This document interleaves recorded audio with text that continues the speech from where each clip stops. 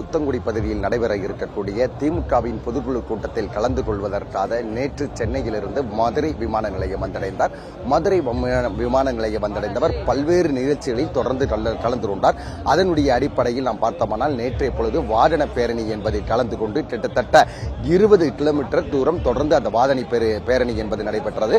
வாதனை பேரணியை பொறுத்தவரையில் தொடர்ந்து சாலை ஓரங்களில் பொதுமக்கள் ஒன்று கூடி முதலமைச்சர் மு.க. ஸ்டாலினை வரவேற்பதற்கு மனமகிழ்ச்சியோடு தொடர்ந்து காத்துக் கொண்டிருந்தனர். அனைத்து இடங்களிலும் பொதுமக்கள் காத்துக் கொண்டிருந்த காரணத்தினால் சில இடங்களில் அவர் வாகனத்தில் இருந்து கீழிறங்கி பொதுமக்களாக கலந்து கொண்டு பொதுமக்களுக்கு கைகுலுக்கி அவர்களுடைய வாழ்த்துக்களை பெற்றதோடு மட்டுமல்லாமல் முதலமைச்சர் மு.க. ஸ்டாலினை பொறுத்தவரையில் மதுரை மக்கள் பாசத்திற்கு என்றும் மிக உயர்ந்தவர்கள் என்பதை இந்த கூட்டம் காட்டுகிறது என்பதை ட்விட்டர் மூலமாக வெளிப்படுத்தியிருந்தார். இந்நிலையில் தொடர்ந்து பல்வேறு நிகழ்ச்சிகளில் கலந்து கொண்டவர் நேற்று இரவு மிக பரபரப்பாக உடன் பிறந்த அண்ணன் மு.க. அழகிரியினுடைய இல்லத்திற்கு சென்று நலம் விசாரித்துவிட்டு மீண்டும் இங்கே இருக்கக்கூடிய தனியார் விடுதியில் அவர் தங்கியிருந்தார். தற்சமயம் திமுகவினுடைய பொதுக்குழு கூட்டத்தில் கலந்து கொள்வதற்காக காலை 10 மணிக்கெல்லாம் அவர் அரசு விருந்தினர் மாளிகையில் இருந்து கிளம்பியிருந்தார். இருப்பினும் கூட வழிநெடுகிலும் பொதுமக்கள் அனைவரும் காத்திருந்த சூழ்நிலையில் பொதுமக்களோடு அவர் கிட்டத்தட்ட தங்களது அன்பை வெளிப்படுத்தி தொடர்ந்து வாதன பேரணி என்பது இன்றும் நடைபெற்றது. இந்த வாதனை பேரணியை பொறுத்தவரையில் கிட்டத்தட்ட 1 மணி நேரம் நடைபெற்றிருந்த சூழ்நிலையில் தற்சமயம் பொதுக்குழு நடைபெறக்கூடிய அந்த விழா மேடைக்கு முதல்வர் மு.க. ஸ்டாலின் அவர்கள் வருகை தந்திருக்கிறார். அதே சமயம் அவரை வரவேற்க ஏராளமான பொதுமக்கள் மற்றும் தொண்டர்கள் அதே போல பொதுக்குழு உறுப்பினர்கள் அனைவரும் கூட்ட அரங்கத்தின் உள் காத்திருக் கொண்டிருக்கின்றனர். அதே போல இந்த நிகழ்வில் பொருத்தமானால் கலந்து கொள்வர்களுடைய எண்ணிக்கை என்பது அளவுக்கதிகமாக இருந்து கொண்டிருக்கிறது. முக்கிய நிர்வாகிகளான ராஜா, துரைமுருகன், KN நேரு, முத்துசாமி உள்ளிட்ட அனைத்து தமிழக அமைச்சர்களும் கலந்து கொண்டிருக்கின்ற இந்த பொதுக்குழு கூட்டம் என்பது அரசியல் பார்வையில் பல்வேறு எதிர்பார்ப்புகளோடு தற்சமயம் ஆரம்பிக்கப்படுகிறது. அதே சமயம் இந்த பொதுக்குழு கூட்டத்தில் என்னென்ன தீர்மானங்கள் நிறைவேற்றப்படும் என்று எதிர்பார்த்தோமானால் கிட்டத்தட்ட 20 தீர்மானங்கள் நிறைவேற்றப்படுவதாக முதற்கட்ட தகவல்கள் என்பது வெளியாக இருக்கிறது. இன்னும் சில மாதங்களில் தமிழக சட்டமன்ற தேர்தல் வரவிருக்கிற காரணத்தினால் கூட்டணி குறித்தும் விவாதிக்கப்படும் என தெரிய வருகிறது. கூட்டணி குறித்து என்று சொன்னால் தற்சமயம் இருக்கக்கூடிய கூட்டணி கட்சிகளையும் தாண்டி யார் யாருடன் கூட்டணி வைக்க வேண்டும், தேர்தல் விநியோகம் என்பது எப்படி அமைக்க வேண்டும் போன்ற பல்வேறு விவரங்கள் பொதுக்குழுவினருடன் விவாதிக்கப்படும் என தெரிய வருகிறது. அதே போல அரசியல் பார்வையில் இந்த பொதுக்குழு கூட்டம் என்பது மிகப்பெரிய எதிர்பார்ப்புகள் இருக்கிற சூழ்நிலையில் கூட தமிழகத்தினுடைய முதலமைச்சர் மு.க. ஸ்டாலின் இன்னும் சில நிமிடங்களில் இந்த பொதுக்குழு கூட்டத்தில் முதலில் அமைச்சர்கள் உரையாட உள்ளனர். அதற்கு அடுத்தபடியாக நாடாளுமன்ற உறுப்பினர்கள், அதற்கு அடுத்தபடியாக மூத்த நிர்வாகிகள், அதற்கு அடுத்தபடியாக தமிழகத்தினுடைய முதலமைச்சர், அதே சமயம் திமுகவினுடைய தலைவராக இருந்து கொண்டிருக்கிற மு.க. ஸ்டாலின் உரையாற்ற இருக்கிறார். அவர் உரையாற்றுகிற அந்த நேரம் என்பது மிகச் சரியாக 12 மணி, பிற்பகல் 12 மணியை கடந்துவிடும் என எதிர்பார்க்கப்படுகிறது. அவ்வாறு அவர் அந்த பொதுக்குழு கூட்டத்தில் என்னென்ன விதமான கருத்துக்களை தெரியப்படுத்துவார், பல்வேறு நெருக்கடிகள் என்பது இந்த காலகட்டங்களில் இருக்கக்கூடிய சூழ்நிலையில் 200 தொகுதிகளை நாம் உறுதியாக கைப்பற்றுவோம் என்றும், அதே சமயம் 6 மாதங்களுக்கு முன்பே நாங்கள் இந்த தேர்தலுடைய வியூகத்தை ஆரம்பித்து விட்டோம், தேர்தலுடைய களப்பணிகளை நாங்கள் தொடங்கிவிட்டோம் என்று முதலமைச்சர் மு.க. ஸ்டாலின் சொல்லியிருக்கிறார். அதே சமயம் கூறியவாறு இந்த 200 தொகுதிகளை எவ்வாறு கைப்பற்றுவது போன்ற பல்வேறு விவாதங்களும் இங்கே விவாதிக்கப்படும் என தெரிய வருகிறது. அதே போல இந்த பகுதி என்பது உத்தங்குடி பகுதியில் இருக்கிறது. 92 ஏக்கர் கொண்ட பரப்பளவாக இருக்கிற காரணத்தினால் அனைத்து வாகனங்களும் நிறுத்துவதற்கான பாதுகாப்பு ஏற்பாடுகள் என்பது செய்யப்பட்டிருக்கிறது. முதலமைச்சர் மு.க. ஸ்டாலினை பொறுத்தவரையில் கிட்டத்தட்ட தொடர்ந்து 2 நாட்கள் மதுரையில் தங்கி இருக்கிற காரணத்தினால் மதுரை மாநகர போலீஸை பொறுத்தவரையில் தொடர்ந்து பாதுகாப்பு பணியில் ஈடுபட்டு வருகின்றனர். அவர்களுடைய எண்ணிக்கை பொறுத்தவரையில் 2000க்கும் மேற்பட்ட போலீசார் தொடர்ந்து பாதுகாப்பு பணியில் ஈடுபட்டு வருகின்றனர். பொதுக்குழு கூட்டமானது இன்னும் சில நிமிடங்களில் நடத்தப்படுகிறது. பொதுக்குழு கூட்டங்களில் என்னென்ன விதமான தீர்மானங்கள் வரப்போகிறது, அதே போல திமுக தொண்டர்களுக்கு உற்சாகப்படுத்தப்படக்கூடிய என்னென்ன வாக்குறுதிகள் இடம்பெறப் போகிறது என்ற அடிப்படையில் அனைத்து தொண்டர்களும் மற்றும் செயற்குழு உறுப்பினர்களும் கூட காத்துக் கொண்டிருக்கின்றனர். இந்த அனைத்து ஏற்பாடுகளையும் வணிக வரித்துறை மற்றும் பத்திரப்பதிவுத்துறை அமைச்சர் மூர்த்தியினுடைய தலைமையில் செய்யப்பட்டு இங்கே நடந்து கொண்டிருக்கிறது. அதே போல இங்கே வரக்கூடிய லட்சக்கணக்கான அந்த தொண்டர்கள் மற்றும் அதே போல பொதுமக்கள் மற்றும் முக்கிய நிர்வாகிகளுக்கு அறுசுவை உணவு என்பது வழங்கப்படுகிறது. அறுசுவை உணவை பொறுத்தவரையில் அதாவது அனைத்து அசைவ உணவுகளும் அது இடைபெறுகிறது. அதே போல சைவ உணவுகளும் முழுமையாக இடம்பெறுகிறது என்பதில் எந்தவித மாற்றமும் இல்லை. அனைத்து சமையல் ஏற்பாடுகளும் கிட்டத்தட்ட லட்சக்கணக்கான மக்களுக்கு தயார் நிலையில் இருக்கக்கூடிய சூழ்நிலையில் பிற்பகல் 1 மணிக்கு இந்த சமையல் பரிமாற்றம் என்பது நடைபெறும். அனைத்து பொதுமக்களுடைய எதிர்பார்ப்பு மற்றும் அதே போல திமுக தொண்டர்களுடைய எதிர்பார்ப்பு என்னவென்று சொன்னால், இந்த பொதுக்குழு கூட்டத்தில் என்னென்ன விதமான தீர்மானங்கள் நிறைவேற்றப்பட இருக்கிறது.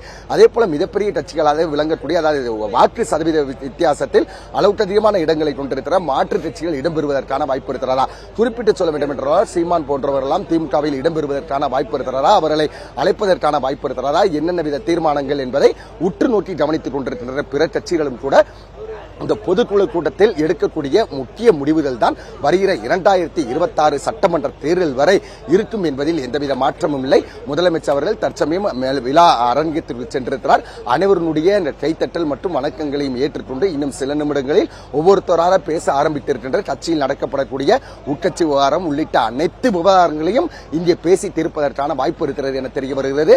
மிக எதிர்பார்ப்புகளோடு தொடங்கி இருக்கிற அந்த பொதுக்குழு கூட்டமானது 1 மணிக்கெல்லாம் நிறைவு பெறுகிறது. பின்பு தமிழகத்தினுடைய முதலமைச்சர் மு க ஸ்டாலினை பொறுத்தவரையில் பிற்பகல் 2 மணிக்கு வரை, பின்பு அரசு விருந்தினர் மாளிகைக்கு சென்று அங்கிருந்து மீண்டும் மதுரை விமான நிலையம் சென்று சென்னை திரும்ப இருக்கிறார். இந்த பொதுக்குழு கூட்டம் என்பது திமுக மட்டுமின்றி அரசியல் கட்சி வட்டாரத்தில் மிகப்பெரிய எதிர்பார்ப்புகளை உள்ளடக்கி இருக்கிறது.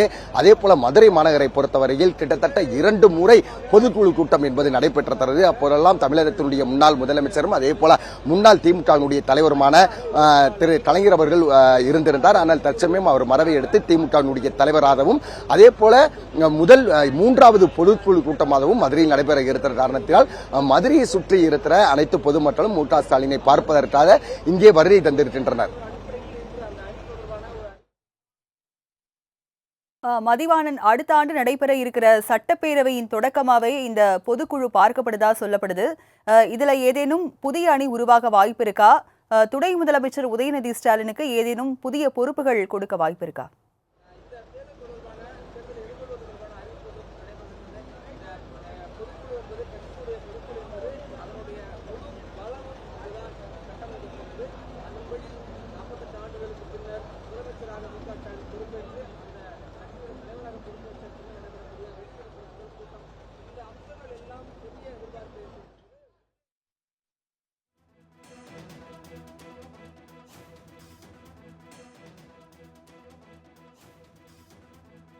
மதுரையில் திமுக பொதுக்குழு கூட்டமானது இன்னும் சற்று நேரத்தில் தொடங்க இருக்கிறது. இதில் 33 தீர்மானங்கள் நிறைவேற்றப்பட உள்ளதாக தகவலானது வெளியாகி இருக்கிறது.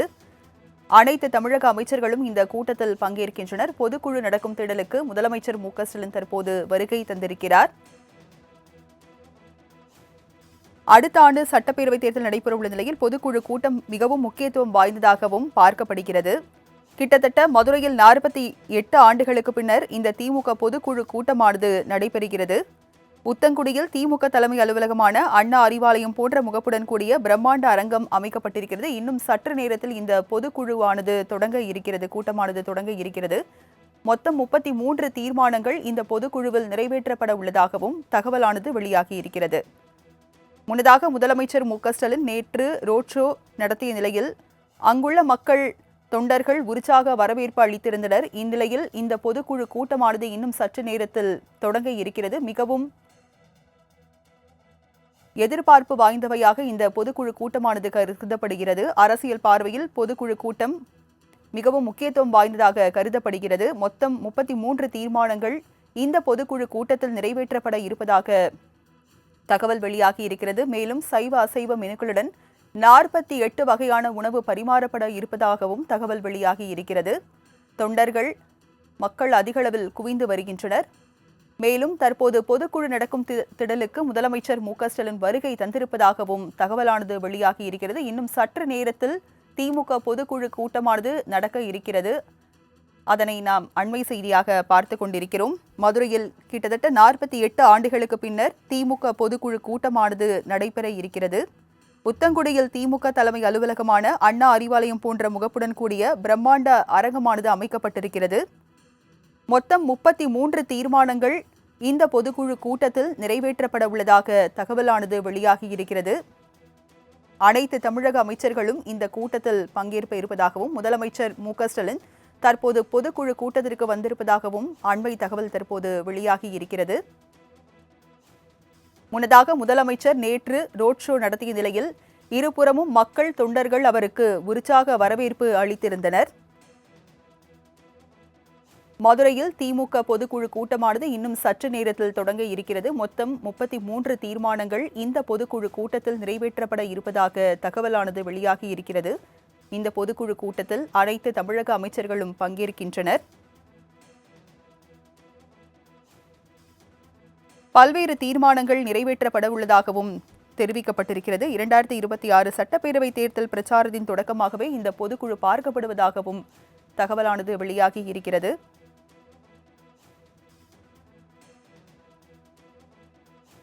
நம்முடைய தலைவர் அவர்கள் இன்றைக்கு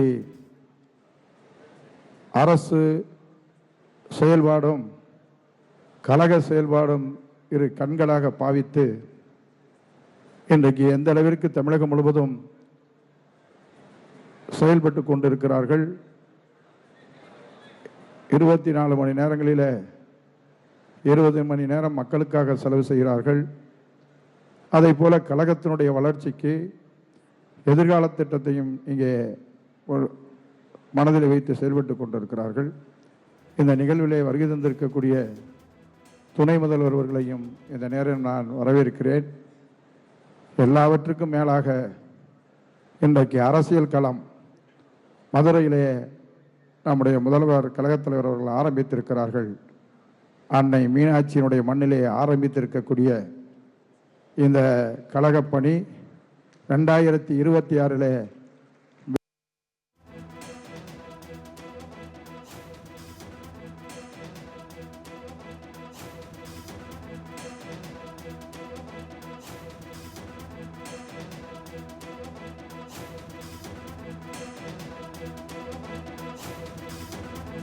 திமுக பொதுக்குழு கூட்டமானது தற்போது தொடங்கி இருக்கிறது. பெரும் எதிர்பார்ப்புக்கு இடையே மதுரை உத்தங்குடியில் திமுக பொதுக்குழு கூட்டமானது தொடங்கி இருக்கிறது. விவரங்களை செய்தியாளர் செலினா வழங்க கேட்கலாம். செலினா, மிகவும் எதிர்பார்ப்புக்கு இடையே தற்போது பொதுக்குழு கூட்டமானது திமுக தலைவர் முதலமைச்சருமான மு.க. ஸ்டாலின் தலைமையில் இந்த பொதுக்குழு கூட்டமானது தொடங்கி இருக்கிறது. தற்போதைய நிலவரம் என பதிவு பண்ணுங்க. உத்தண்டியில் குறிப்பாக திமுகவின் 101வது பொதுக்குழு கூட்டம் என்பது தமிழ்நாடு முதலமைச்சரும் திமுக தலைவரான மு.க. ஸ்டாலின் தலைமையில் தற்பொழுது தொடங்கி இருக்கிறது. தொடங்கியதற்கு முன்னதாகவே முதலமைச்சர் மு.க. ஸ்டாலின் வெளிநடையிலும் தொண்டர்கள் பொதுமக்கள் அவர்களை பார்த்து உற்சாக வரவேற்பு அளித்தார்கள். அந்த வரவேற்பை ஏற்றுக்கொண்டு தற்பொழுது இந்த பொதுக்குழு கூட்டத்திற்கு வருகை தந்திருக்கிறார். மேடையில் வைக்கப்பட்டிருக்கக்கூடிய அண்ணா, பெரியார், அதே போல கலைஞர் ஆகியோரின் சிலைக்கு திருவுருவ படத்திற்கு முதலமைச்சர் மு.க. ஸ்டாலின் மலர் தூவி மரியாதை செலுத்தினார். அதனைத் தொடர்ந்து தற்பொழுது பொதுக்குழு நிகழ்வு என்பது தொடங்கி இருக்கிறது. முதலாவதாக மேடையில் அமைப்பு செயலாளர் RS பாரதி உரையாற்றினார். அதனைத் தொடர்ந்து அமைச்சர் மூர்த்தி தற்பொழுது உரையாற்றி வருகிறார். குறிப்பாக 101வது பொதுக்குழு கூட்டமாக இந்த பொதுக்குழு கூட்டம் என்பது பார்க்கப்படுகிறது. நடைபெற இருக்கக்கூடிய சட்டமன்ற தேர்தலுக்கு முன்னதாக நடைபெறக்கூடிய இந்த பொதுக்குழு கூட்டத்துக்கு முக்கியத்துவம் வாய்ந்த பொதுக்குழுவாகவே பார்க்கப்படுகிறது. அரசியல் வட்டாரத்தை பொறுத்தவரையிலும் இந்த பொதுக்குழு கூட்டம் என்பது பெரும் முக்கியத்துவம் வாய்ந்ததாகவே பார்க்கப்படுகிறது. தேர்தலுக்கு 200 தொகுதிகளில் திமுக வெற்றி பெறுவதற்காக பல்வேறு உழைப்புகளை திமுக சார்பில் செய்து வருகிறார்கள். மாவட்டந்தோறும் தொடர்ச்சியாக பல்வேறு இடங்களுக்கு சென்று முதலமைச்சரும் கூட கள ஆய்வு மேற்கொண்டு வருகிறார். அந்த வகையில் இது தேர்தலுக்கான ஒரு பெரிய முன்னெடுப்பு வாய்ப்பாகவே இந்த பொதுக்குழு கூட்டம் என்பது நடைபெற இருக்கிறது. இதில் குறிப்பாக முக்கியமாக 33க்கும் மேற்பட்ட தீர்மானங்கள் என்பது நிறைவேற்றப்பட இருப்பதாகவும் தகவல் வெளியாகி இருக்கிறது. குறிப்பாக தேர்தலுக்காக நடைபெறக்கூடிய பொதுக்குழுவாக பார்க்கப்பட இருக்கக்கூடிய நிலையில் அரசியல் வட்டாரங்களை பொறுத்தவரையிலும் இது பெரும் முற்று பார்க்கக்கூடிய ஒரு பொதுக்குழுவாக பார்க்கப்படுகிறது. அதே போல தமிழகத்தில் இருக்கக்கூடிய பல்வேறு இடங்களிலும் இது தொடர்பாகவும் தொடர்ச்சியாக பேசப்பட்டு வருகிறது. இந்த பொதுக்குழுவை பொறுத்தவரையிலும் முக்கிய தீர்மானம் என்று பார்த்தோம் என்றால் மத்திய அரசுக்கு எதிராகவும், அதே போல தொடர்ச்சியாக தமிழகத்தில் பல்வேறு நிதிகளை கொடுக்காமல் இருக்கக்கூடிய மத்திய அரசுக்கு எதிராக பல்வேறு தீர்மானங்கள் நிறைவேற்றப்படும் என்று எதிர்பார்க்கப்படுகிறது. தேர்தலுக்கான சில அறிவுரைகளையும் முதலமைச்சர் மு.க. ஸ்டாலின், மாவட்ட செயலாளர், அதே போல பொதுக்குழு செயற்குழு உறுப்பினர்களுக்கு வழங்க இருப்பதாகவும் தெரிவிக்கப்பட்டிருக்கிறது. இன்னும் சற்று நேரத்தில் தீர்மானம் என்பது நிறைவேற்றப்பட இருக்கிறது. அதன் தொடர்ச்சியாக முன்னணி தலைவர்கள் உரையாற்ற இருக்கிறார்கள்.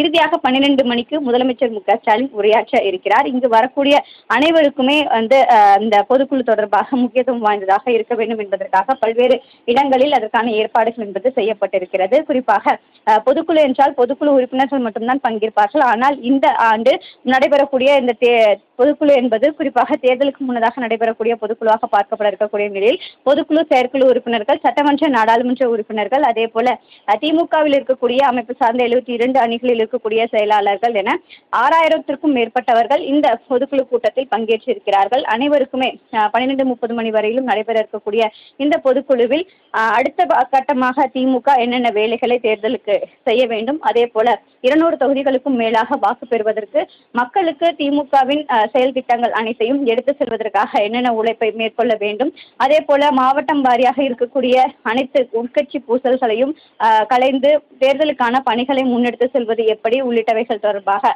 முதலமைச்சர் அதே போல திமுகவில் இருக்கக்கூடிய முக்கிய தலைவர்களும் உரையாற்ற இருக்கிறார்கள்.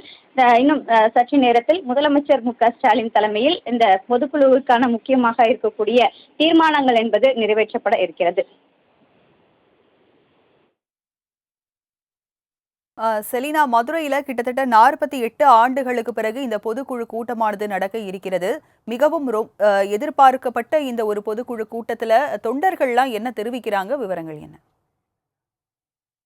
அதாவது இதற்கு முன்னதாக 1977ஆம் ஆண்டு மதுரையில் பொதுக்குழு கூட்டம் என்பது நடத்தப்பட்டிருக்கிறது. கிட்டத்தட்ட 48 ஆண்டுகளுக்கு பிறகாக இந்த ஆண்டு மதுரையில் இந்த பொதுக்குழு கூட்டம் என்பது நடைபெற இருக்கிறது. குறிப்பாக தென் மாவட்டங்களை பொறுத்தவரையிலும் திமுகவின் செல்வாக்கை எப்படி இந்த தேர்தலில் நிரூபிப்பது என்பது தொடர்பாக தான் இந்த பொதுக்குழு கூட்டம் என்பது மதுரையில் நடத்துவதற்காக திட்டம் என்பது திமுக போடப்பட்டது. இதற்கான ஏற்பாடுகள் என்பது கிட்டத்தட்ட 2 மாதங்களுக்கும் மேலாக இந்த பணிகள் அனைத்தும் மேற்கொள்ளப்பட்டு வந்தது. அந்த வகையில் தான் தற்பொழுது இந்த பொதுக்குழு என்பது கூடியிருக்கிறது. தற்பொழுது தீர்மானங்கள் என்பது நிறைவேற்றப்பட்டு வருகிறது. குறிப்பாக பார்த்தோம் என்றால் தேமுதிக தலைவர் விஜயகாந்த் மறைவுக்கு திமுக பொதுக்குழுவில் இரங்கல் தீர்மானம் என்பது முதலாவதாக வாசிக்கப்பட்டிருக்கிறது.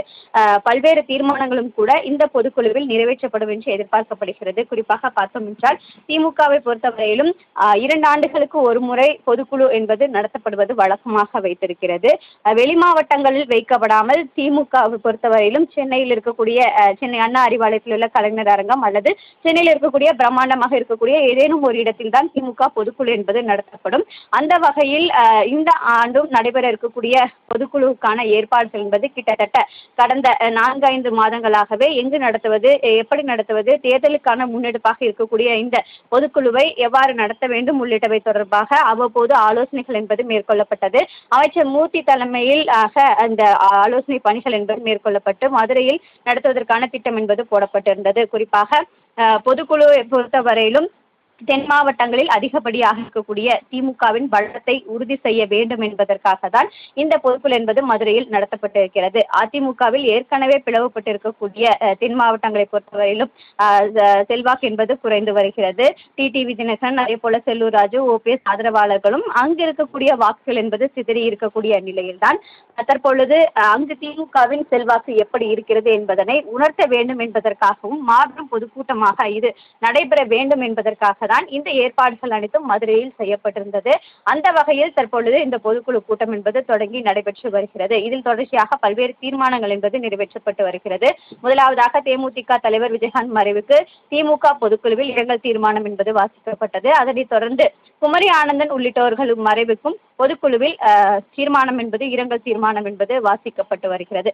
முக்கியமாக அடுத்தடுத்து வரக்கூடிய தீர்மானங்கள் தேர்தல் தொடர்பாகவும் அதே போல திமுகவின் கட்சிகளை அடுத்து எப்படி வழிநடத்தி செல்வது உள்ளிட்டவை தொடர்பாகவும் முக்கியத்துவம் வாய்ந்த தீர்மானம் என்பது நிறைவேற்றப்படும் என்று எதிர்பார்க்கப்படுகிறது. அதே போல ஜூன் 3ஆம் தேதி நடைபெற இருக்கக்கூடிய கலைஞரின் 102வது பிறந்த நாளை பிரமாண்டமாக எப்படி கொண்டாடுவது உள்ளிட்டவை தொடர்பாகவும் இதில் தீர்மானம் என்பது நிறைவேற்றப்படும் என்று எதிர்பார்க்கப்படுகிறது.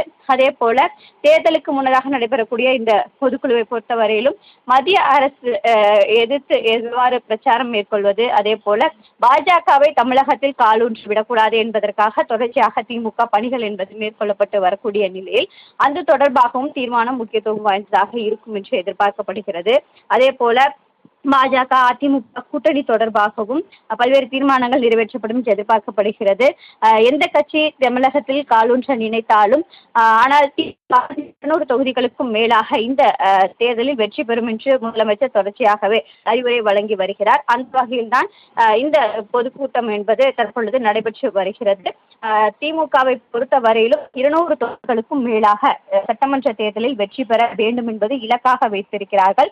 அதற்காக அனைவரின் உழைப்பையும் போட வேண்டும். 8வது முறையாக தமிழகத்தில் மீண்டும் குறிப்பாக திமுக ஆட்சி மழை வேண்டும் என்பதற்காக பல்வேறு ஏற்பாடுகளை கிட்டத்தட்ட ஓராண்டு காலமாகவே சட்டமன்ற உறுப்பினர்கள் தொடங்கி வரக்கூடிய அனைத்து தொண்டர்கள் வரையிலுமே தொடர்ச்சியாக முதலமைச்சர் ஒவ்வொருவரையும் சந்திக்கும் பொழுது, மாவட்டம் வாரியாக சென்று மேற்கொள்ளும் பொழுதும் கூட தேர்தல் தொடர்பான அனைத்து பணிகளையும் எந்தவித பிரச்சனைகளும் இல்லாமல் அனைவரும் மக்களிடம் கொண்டு சேர்க்க வேண்டும். அதே போல பூத் கமிட்டி உறுப்பினர்கள் உட்பட அனைவரையும் முதலாவதாக உழைக்க வேண்டும் உள்ளிட்டவை தொடர்பாக முதலமைச்சர் அவ்வப்போது அறிவுரை வழங்கி வருகிறார். அந்த வகையில் தான் தற்பொழுது இந்த பொதுக்குழு கூட்டம் நடைபெற்று வருகிறது.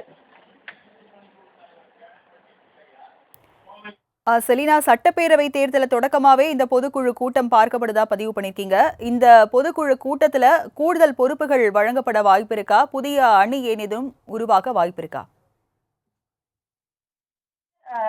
ஒவ்வொரு பொதுக்குழுவை பொறுத்தவரையிலும் அந்த பொதுக்குழு கூட்டம் நடைபெறும் பொழுது சில கட்சிக்குள் இருக்கக்கூடிய மாற்றங்கள் தொடர்பாக அறிவிப்புகள் என்பது வெளியிடப்படும். அந்த வகையில் ஏற்கனவே தகவலாக துணை பொதுச் செயலாளர்கள் பதவி என்பது அதிகரிப்பதற்கான வாய்ப்பு இருக்கக்கூடும் என்ற தகவல் என்பது வெளியாகியிருந்தது. 5 பொதுச் செயலாளர்கள் திமுகவை பொறுத்தவரையிலும் தற்போது வரையிலும் இருக்கக்கூடிய நிலையில் 1 அல்லது 2 பேர் கூடுதலாக பொதுச் செயலாளர்களாக நியமிக்கப்படுவதற்கு வாய்ப்பு இருப்பதாக கருதப்படுவதாக கடந்த 2-3 நாட்களாகவே திமுக வட்டாரங்கள் சார்பாக தெரிவிக்கப்பட்டு வந்தது. அதே போல திமுகவை பொறுத்தவரையிலும் அமைப்பு ரீதியாக 72 அணிகள் இருக்கக்கூடிய நிலையில் புதிதாக திமுகவில் மாற்றுத்திறனாளிகள் அணி என்ற ஒரு புதிய அணி என்பது உருவாக்கப்படுவதற்கான வாய்ப்பு இருக்கக்கூடும் என்றும் இதற்கான ஒப்புதலை திமுக பொதுக்குழுவின் மூலமாக பெறப்படும் என்று தெரிவிக்கப்பட்டிருந்தது. தொடர்ச்சியாக தற்பொழுது தீர்மானங்கள் என்பது நிறைவேற்றப்பட்டு வரக்கூடிய நிலையில் பொதுக்குழுவில் இது தொடர்பாக அனைவரின் ஒப்புதல் என்பது பெறுவதற்கான வாய்ப்பு இருக்கக்கூடும் என்று எதிர்பார்க்கப்படுகிறது. தேர்தலுக்கான அனைத்து பணிகளும் மேற்கொள்ளப்பட்டு வரக்கூடிய நிலையில் மாற்றுத்திறனாளிகளுக்கு முக்கியத்துவம் கொடுக்கும் வகையில் புதிதாக ஒரு அணி என்பது உருவாக்கப்படுவதற்கு வாய்ப்பு இருக்கலாம் என்று கருதப்படுகிறது. தொடர்ச்சியாக சட்டப்பேரவையிலும் கூட மாற்றுத்திறனாளிகளுக்கு பல்வேறு புதிய திட்டங்களையும் கூட இந்த ஆண்டு முதலமைச்சர் அறிவித்திருந்தார். அதனை தொடர்ச்சியாக திமுகவிலும் மாற்றுத்திறனாளிகளுக்கு ஒரு தனி அணி என்பது வேண்டும் என்று பல நாள் கோரிக்கையாகவே மாற்றுத்திறனாளிகள் வைத்து வந்த நிலையில் இந்த முறை நடைபெறக்கூடிய இந்த தற்போது நடைபெற்று வரக்கூடிய இந்த பொதுக்குழுவில் இது தொடர்பாக அறிவிப்பு வெளியிடப்படுவதற்கான வாய்ப்பு இருக்கும் என்று எதிர்பார்க்கப்படுகிறது. அதே போல கட்சியிலும் அமைப்பு ரீதியாகவும் அதே போல உயர் பொறுப்புகளில் இருக்கக்கூடிய ஒரு சில பொறுப்புகளுக்கு ஏதேனும் ஒரு மாற்றம் வருவதற்கான வாய்ப்பு இருப்பதாகவும் கருதப்பட்டு வந்தது. முதலாவதாக பொதுக்குழு உறுப்பினர்கள் இடையே இருக்கக்கூடிய பிரச்சனைகள் களைவது தொடர்பாகவும் அவர்களுக்குள்ளேயே ஏதேனும் மாற்றம் வருவதற்கான வாய்ப்பு இருப்பதாக கூறப்பட்டிருந்தது. அதற்கு பிறகாக தலைமை பொறுத்தவரையிலும் தலைமை பொறுப்புகளில் இருக்கக்கூடிய ஏதேனும் ஒரு பொறுப்பில் மாற்றம் வருவதற்கான வாய்ப்பு இருப்பதாக கருதப்பட்டது. அதன் தொடர்ச்சியாக தான் தற்பொழுது துணை பொதுச் செயலாளர்களில் ஏதேனும் மாற்றம் கூடுதலாக 2 அல்லது ஒருவருக்கு பொறுப்புகள் வழங்கப்படுவதற்கான வாய்ப்பு இருப்பதாகவும் அதிலும் இளைஞர்கள் அல்லது மகளிருக்கு வாய்ப்பு கொடுப்பதற்கான வாய்ப்பு இருப்பதாகவும் கூறப்பட்டிருந்தது. இது தொடர்பாகவும் இன்னும் சற்று நேரத்தில் இந்த பொதுக்குழுவில் தொடர்ச்சியாக நிறைவேற்றப்பட்டு வரக்கூடிய தீர்மானங்கள் மூலமாக இதற்கான ஒப்புதலை பெறுவதற்கான வாய்ப்பு இருக்கக்கூடும் என்று எதிர்பார்க்கப்படுகிறது. சரியாக 12 மணி அளவில் முதலமைச்சர் அனைத்து பொதுக்குழு செயற்குழு உறுப்பினர்கள் மத்தியில் உரையாற்ற இருக்கிறார். அதே போல சில எச்சரிக்கைகளும் கூட முதலமைச்சர் விடுக்கப்பட இருப்பதாகவும் தெரிவிக்கப்பட்டிருக்கிறது. ஏற்கனவே திமுகவை பொறுத்தவரையிலும் மாவட்ட செயலாளர்கள் அதே போல சட்டமன்ற உறுப்பினர்களுக்கு உள்ளாக பல்வேறு உட்கட்சி பூசல் என்பது நடைபெற்று வருவதாக அவ்வப்போது தெரிவிக்கப்பட்டிருக்கிறது. அதே போல கட்சியின் கொள்கை ரீதியாக இருக்கக்கூடிய அனைத்து கொள்கைகளிலும் மீறி செயல்படுபவர்கள் மீதும் அவ்வப்போதும் ஒழுங்கு நடவடிக்கையும் கூட கட்சி ரீதியாக எடுக்கப்பட்டு வருகிறது. அந்த வகையில் இது போன்ற ஒழுங்கு நடவடிக்கைகள் இனி நடைபெறாமல் இருப்பதற்கு கட்சியில் அனைவரும் தேர்தலுக்காகவும் கட்சியின் அனைத்து பணிகளையும் ஒழுங்காக சரி செய்ய வேண்டும் என்று முதலமைச்சர் அவ்வப்போது அறிவுரை வழங்கி வரக்கூடிய நிலையில் இன்று முதலமைச்சர் மு க ஸ்டாலின் ஒரு சில எச்சரிக்கைகளை அனைவருக்கும் விடுக்க இருக்கிறார் என்றும் கூறப்படுகிறது. அனைத்து உறுப்பினர்கள் மத்தியிலும் இது தொடர்பாக முதலமைச்சர் விரிவாக உரையாற்ற இருப்பதாகவும் தேர்தலுக்கான பணிகளை எவ்வாறு முன்னெடுத்து செல்வது உள்ளிட்டவை தொடர்பாகவும் விரிவாக விவாதிக்கப்பட இருப்பதாகவும் கூறப்படுகிறது. செலினா, துணை பொதுச் செயலாளர்கள் கூடுதலாக நியமிக்கப்படலாம், மாற்றுத்திறனாளிகள் அணி உருவாக்கப்படும் என்றெல்லாம் பதிவு பண்ணியிருக்கீங்க. தொண்டர்களை பொறுத்த வரைக்கும் முதலமைச்சர் மு க ஸ்டாலின் எப்படி செயலாற்ற வேண்டும் என்பது குறித்த அறிவுறுத்தல்கள் எல்லாம் வழங்கப்பட இருக்கா?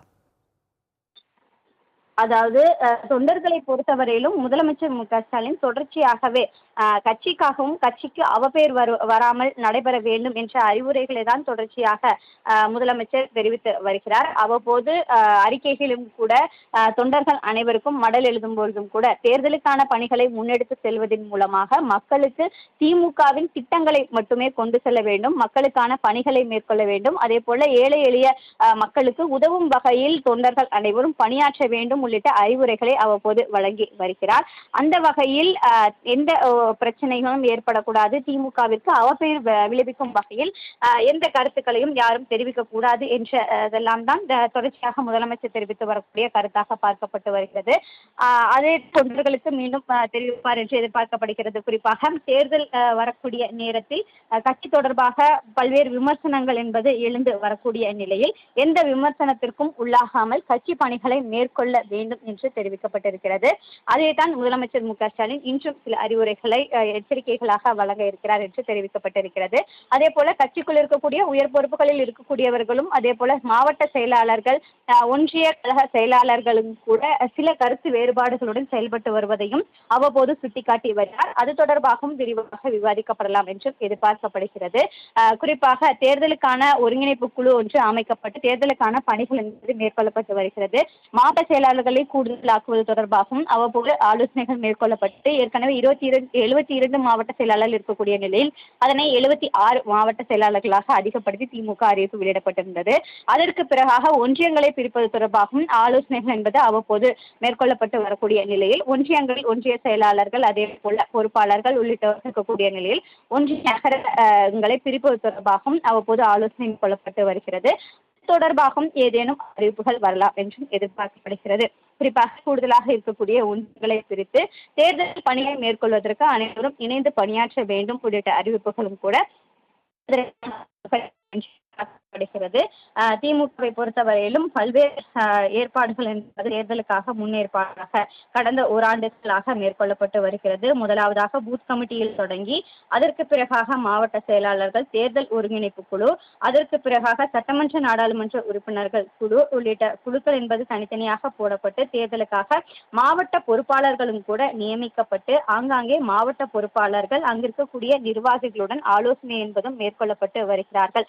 மாவட்டம் வாரியாக திமுகவில் இருக்கக்கூடிய அனைத்து மாவட்டங்களை பொறுத்தவரையிலும் 8 மண்டலங்களாக பிரித்து அமைச்சர்கள், சட்டமன்ற உறுப்பினர்களை குழு தலைவர்களாக நியமித்து அதற்கான பணிகள் என்பது மாவட்டம் தோறும் மேற்கொள்ளப்பட்டு வருகிறது. தேர்தலுக்கு என்னென்ன மாதிரியான பணிகள் மேற்கொள்ள வேண்டும், விரைவாக அந்த பணிகளை முடித்திட வேண்டும். அடுத்த ஆண்டு தொடக்கத்திலிருந்து தேர்தல் பிரச்சாரங்கள் என்பது மேற்கொள்ளப்பட இருக்கக்கூடிய நிலையில் இந்த ஆண்டு இறுதிக்குள்ளாகவே தேர்தலுக்கான பணிகளை மக்களுக்கு முன்னெடுத்து செல்வது, அதே போல அனைத்து திட்டங்கள் தொடர்பாகவும் விரிவாக விவாதிக்கப்படுவது உள்ளிட்டவை தொடர்பாக நேரடியாக இல்லந்தோறும் சென்று பொதுமக்களுக்கும் பெண்களுக்கும் அதிக அளவில் முக்கியத்துவம் கொடுத்து தேர்தலுக்கான பணிகளை மேற்கொள்ள வேண்டும். அதே போல இளைஞர்களுக்கு கூடுதலாக வாய்ப்பு கொடுத்து அவர்களிடம் திமுகவின் திட்டங்கள் தொடர்பாகவும் விவாதிக்க வேண்டும் உள்ளிட்ட அறிவுரைகள் என்பது அவ்வப்போது மண்டல உறுப்பினர்கள் வாயிலாக அனைத்து நிர்வாகிகளுக்கும் ஆலோசனை என்பது வழங்கப்பட்டு வருகிறது. அந்த வகையில்தான் தொடர்ச்சியான பணிகள் என்பது மேற்கொள்ளப்பட்டு வருகிறது. இந்த நிலையில் இன்று நடைபெறக்கூடிய இந்த பொதுக்குழு கூட்டம் என்பது தேர்தலுக்கு எவ்வாறு அடுத்த கட்ட பணிகளை எடுத்து செல்வது, அதே போல 200 தொகுதிகளுக்கும் மேலாக வெற்றி பெறுவது, தென் மாவட்டங்களின் முக்கியத்துவம் அளிப்பது. ஏற்கனவே இளைஞரணி கூட்டம் என்பது சேலத்தில் நடைபெறும் பொழுது பிரம்மாண்டமாக நடைபெற்றிருந்தது. அதற்கு பிறகாக சேலத்தில் இருக்கக்கூடிய இந்த பலத்தை திமுக காட்டும் என்று தெரிவிக்கப்பட்டிருந்தார்கள். அதன் தொடர்ச்சியாக தான் தற்பொழுது மதுரையில் இந்த பொதுக்குழு கூட்டம் என்பது நடைபெற்றிருக்கிறது. மதுரையில் எந்த அளவிற்கு திமுகவிற்கு பலம் இருக்கிறது, திமுகவின் ஓட்டு வங்கி எப்படி இருக்கிறது என்பது தொடர்பாக விளக்கும் வகையில் தான் இந்த பொதுக்குழு கூட்டம் என்பது நடைபெற்றிருக்கிறது. 2 நாள் பயணமாக முதலமைச்சர் மு.க.ஸ்டாலின் அங்கு சென்றிருக்கக்கூடிய நிலையில் நேற்றும் கூட ரோட் ஷோ மூலமாக அனைத்து தொண்டர்களையும் பொதுமக்களையும் நேரில் சந்தித்து அவர்களிடம் பெறப்பட்ட மனுக்கள் என்பதும் தொடர்ச்சியாகவே இருந்து வருகிறது. ஒவ்வொரு மாவட்டம் வாரியாக மாதந்தோறும் முதலமைச்சர் சென்று கலாய்வு பணிகளை மேற்கொள்ளும் பொழுதும் கூட மாவட்டம் வாரியாக செல்லும் பொழுது ரோட் ஷோ மூலமாக பொதுமக்களை நேரில் சந்தித்து அவர்களிடம் திமுகவின் செல்வாக்கு எப்படி இருக்கிறது என்பது தொடர்பாக அறிந்து வருகிறார். தொடர்ச்சியாக பல்வேறு மாவட்டங்களுக்கு கலாய்வு ஆய்வு மேற்கொள்ளப்பட்டு வரக்கூடிய நிலையில் இந்த பொதுக்குழு கூட்டம் முடிந்த பிறகாகவும் கூட சேலத்திற்கு அதே போல திருப்பூர் 2 மாவட்டங்களை பொறுத்தவரையிலும் கள ஆய்வு மேற்கொள்வதற்காக முதலமைச்சர் செல்ல இருக்கிறார் என்றும் தெரிவிக்கப்பட்டிருக்கிறது. 11, 12 ஆகிய தேதிகளில் அந்த மாவட்டங்களுக்கும் முதலமைச்சர் நேரடியாக சென்று கள ஆய்வு பணிகளை மேற்கொள்ள இருக்கிறார். அந்த வகையில் தான் தொடர்ச்சியாக முதலமைச்சர் ஒரு புறம் கள ஆய்வு மேற்கொள்கிறார், அதே போல துணை முதலமைச்சர், அமைச்சர்கள் என அனைவருமே இந்த கள ஆய்வு பணிகளையும் மேற்கொண்டு வருகிறார். ஏற்கனவே நடந்து முடிந்த மாவட்ட செயலாளர் கூட்டத்திலும் கூட முதலமைச்சர் தெரிவித்திருந்தார், அமைச்சர்கள் இனி சென்னையில் இருப்பதை விட மாவட்டங்களுக்கு நேரடியாக சென்று மாவட்டங்களில் பெறக்கூடிய தேர்தல் பணிகளை கள ஆய்வு பணிகளை முறையாக மேற்கொள்ள வேண்டும் என்று தெரிவிக்கப்பட்டிருந்தார். அந்த வகையில் தான் தற்பொழுது அனைத்து பணிகளும் மேற்கொள்ளப்பட்டு வருகிறது. குறிப்பாக திமுகவில் நடைபெற்று வரக்கூடிய இந்த பொதுக்குழு கூட்டத்தில் தீர்மானம் என்பது நிறைவேற்றப்பட்டு வரக்கூடிய நிலையில் மாற்றுத்திறனாளிகளுக்கு திமுகவில் புதிய சார்பு அணி உருவாக்கப்படும் என்ற தீர்மானம் என்பது தற்பொழுது நிறைவேற்றப்பட்டு இருப்பதாக தகவல் என்பது வெளியாகியிருக்கிறது. திமுகவில் இருக்கக்கூடிய ஆசிரியர்கள், பேராசிரியர்கள் கொண்ட கல்வியாளர்கள் அணி என்பது புதிதாக உருவாக்கப்பட்டிருக்கிறது. 2 அணிகள் தற்பொழுது திமுகவில் உருவாக்கப்பட்டிருப்பதாக திமுக சார்பில் நடைபெற்று வரக்கூடிய இந்த பொதுக்குழு கூட்டத்தில் தீர்மானம் என்பது நிறைவேற்றப்பட்டிருக்கிறது. மாற்றுத்திறனாளிகளுக்கு புதிய சார் அணி என்பது உருவாக்கப்படும் எனவும், அதே போல திமுகவில் ஆசிரியர்களை, பேராசிரியர்கள் கொண்ட கல்வியாளர்கள் அணி என்பது புதிதாக உருவாக்கப்படும் என்றும் தற்பொழுது அறிவிப்பு என்பது வெளியிடப்பட்டிருக்கிறது. மாற்றுத்திறனாளிகளுக்கு முக்கியத்துவம் கொடுக்கும் வகையில் திமுகவில் புதிதாக சார்பு அணி உருவாக்கப்படும் எனவும், அதே போல ஆசிரியர்கள், பேராசிரியர்கள் கொண்ட கல்வியாளர்கள் அணியும் புதிதாக உருவாக்கப்படும் என்ற அறிவிப்பும் தற்பொழுது வெளியிடப்பட்டிருப்பதாக திமுகவில் தீர்மானமாக நிறைவேற்றப்பட்டிருப்பதாகவும் தெரிவிக்கப்பட்டிருக்கிறது. தற்போது வரையிலும் 4 தீர்மானங்கள் என்பது நிறைவேற்றப்பட்டிருப்பதாக தெரிவித்திருக்கிறார்கள். அதில் தேமுதிக தலைவர் விஜயகாந்த் மறைவுக்கு பொதுக்குழுவில் தீர்மானம் என்பது இரங்கல் தீர்மானம் வாசிக்கப்பட்டிருக்கிறது. குமரி ஆனந்தன் உள்ளிட்டோர்கள் மறைவுக்கும் பொதுக்குழுவில் இரங்கல் தீர்மானம் வாசிக்கப்பட்டிருக்கிறது. அதன் தொடர்ச்சியாக மாற்றுத்திறனாளிகளுக்கு திமுகவில் புதிய சார்பு அணி உருவாக்கப்படும் என்றும் தெரிவித்திருக்கிறார்கள். திமுகவில் ஆசிரியர்கள், பேராசிரியர்கள் கொண்ட கல்வியாளர்கள் அணி என்பது புதிதாக உருவாக்கப்பட இருப்பதாகவும் தீர்மானம் என்பது நிறைவேற்றப்பட்டிருப்பதாக தற்பொழுது அறிவிப்பு வெளியிடப்பட்டிருக்கிறது. திமுக பொதுக்குழு கூட்டமானது தற்போது தொடங்கி நடைபெற்று வருகிறது. தற்போதைய விவரங்களை வழங்கியதற்கு நன்றி செலினா.